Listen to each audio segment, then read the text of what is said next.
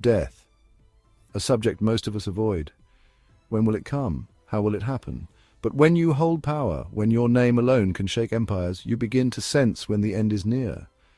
This shouldn't come as a surprise. We all know the most common price of power is your life.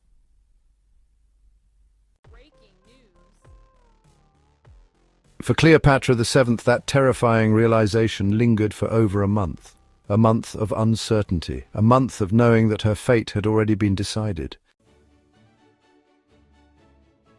Today, we step back in time to relive the final, harrowing hours of Egypt's last queen. Let's begin. Cleopatra VII.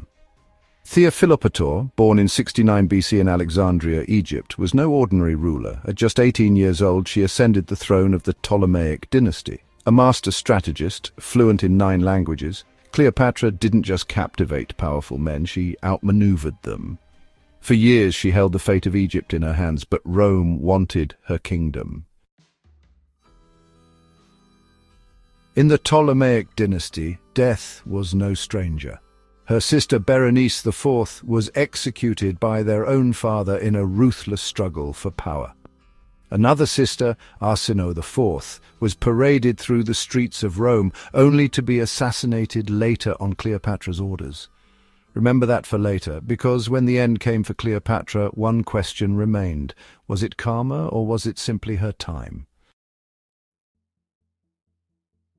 By 48 BC, Cleopatra had entangled herself with Rome's second most powerful man, Julius Caesar.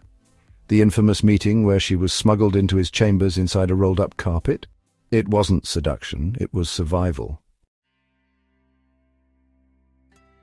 Rome was the key to Egypt's fate, but Egypt was a dangerous place for alliances. Pompey, once Rome's great general, fled there after his defeat at the Battle of Pharsalus. Hoping for refuge, he was instead met with betrayal. Beheaded on the shores of Alexandria, his severed head was presented to Caesar as a token of loyalty. Caesar was not impressed. But Cleopatra, she knew how to turn moments of chaos into opportunities. With Caesar by her side, she secured her throne. Then, in 44 BC, Caesar was assassinated, her power shattered.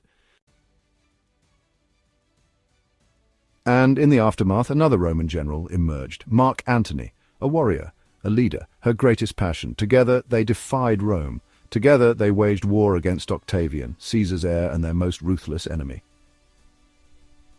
The war was brutal. Egypt fell. When Antony was tricked into believing Cleopatra was dead, he took his own life, falling on his sword. And now Cleopatra was alone. For the first time in her life, she had no escape plan.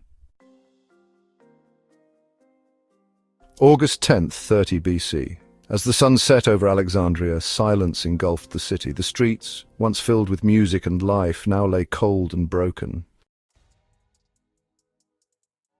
Inside her sealed tomb, Cleopatra sat motionless. The air was thick with dread.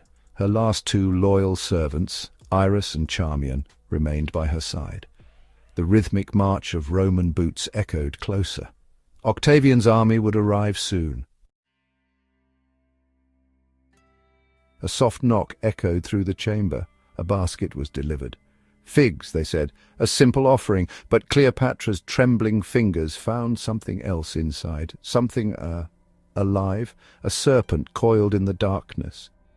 Waiting, death had arrived. By the time Octavian's soldiers burst into the tomb, it was too late.